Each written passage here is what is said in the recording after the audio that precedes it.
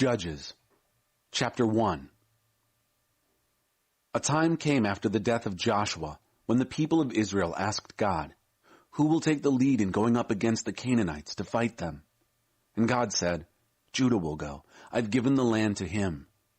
The men of Judah said to those of their brother Simeon, "Go up with us to our territory and we'll fight the Canaanites. Then we'll go with you to your territory." And Simeon went with them. So Judah went up. God gave them the Canaanites and the Perizzites. They defeated them at Bezek, 10 military units. They caught up with my master Bezek there and fought him. They smashed the Canaanites and the Perizzites. My master Bezek ran, but they gave chase and caught him. They cut off his thumbs and big toes. My master Bezek said, 70 kings with their thumbs and big toes cut off used to crawl under my table, scavenging. Now, God has done to me what I did to them." They brought him to Jerusalem, and he died there. The people of Judah attacked and captured Jerusalem, subduing the city by sword, and then sending it up in flames. After that, they had gone down to fight the Canaanites who were living in the hill country, the Negev, and the foothills. Judah had gone on to the Canaanites who lived in Hebron. Hebron used to be called Kiriath Arba, and brought Sheshai, Ahiman, and Talmai to their knees. From there, they had marched against the population of Debir. Debir used to be called Kiriath Sepher. Caleb had said, "Whoever attacks Kiriath Sepher and takes it, I'll give my daughter Achsah to him as his wife." Othniel, son of Kenaz, Caleb's brother, took it.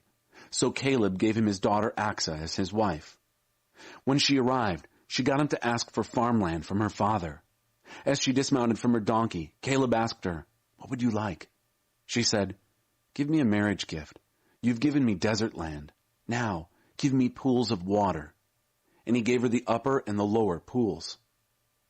The people of Hobab the Kenite, Moses' relative, went up with the people of Judah from the city of palms to the wilderness of Judah at the descent of Arad. They settled down there with the Amalekites. The people of Judah went with their kin, the Simeonites, and struck the Canaanites who lived in Zephath. They carried out the holy curse and named the city Curse Town. But Judah didn't manage to capture Gaza, Ashkelon, and Ekron with their territories. God was certainly with Judah in that they took over the hill country, but they couldn't oust the people on the plain because they had iron chariots. They gave Hebron to Caleb as Moses had directed. Caleb drove out the 3 sons of Anak.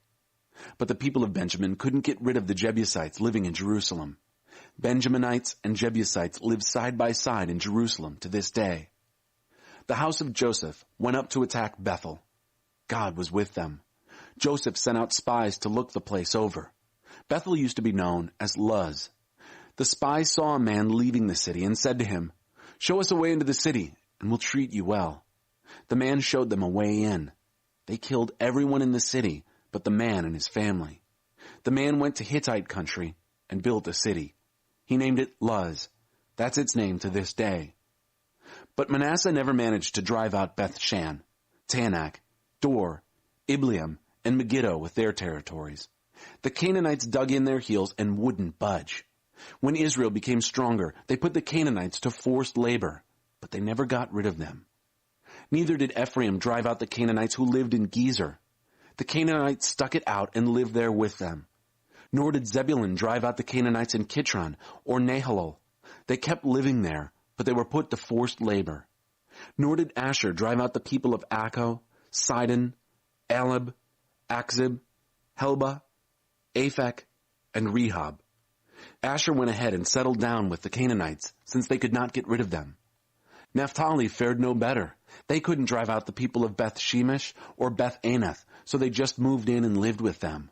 They did, though, put them to forced labor.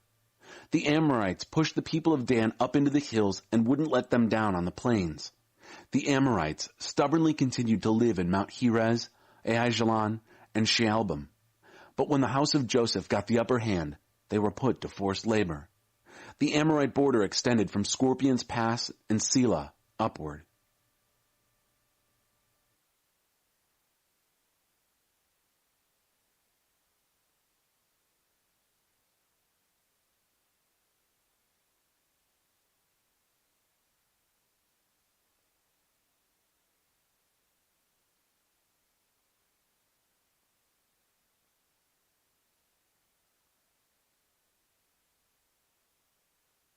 Chapter 2. God's angel went up from Gilgal to Bochim and said, I brought you out of Egypt. I led you to the land that I promised to your fathers. And I said, I'll never break my covenant with you. Never. And you're never to make a covenant with the people who live in this land. Tear down their altars. But you haven't obeyed me. What's this that you are doing? So now I'm telling you that I won't drive them out before you. They'll trip you up, and their gods will become a trap. When God's angel had spoken these words to all the people of Israel, they cried out. Oh, how they wept. They named the place Bochim, weepers. And there they sacrificed to God. After Joshua had dismissed them, the people of Israel went off to claim their allotted territories and take possession of the land. The people worshipped God throughout the lifetime of Joshua and the time of the leaders who survived him, leaders who had been in on all of God's great work that he had done for Israel. Then Joshua, son of Nun, the servant of God, died. He was 110 years old. They buried him in his allotted inheritance at Timnath-Heres in the hills of Ephraim, north of Mount Gaash. Eventually, that entire generation died and was buried. Then, another generation grew up that didn't know anything of God or the work he had done for Israel. The people of Israel did evil in God's sight.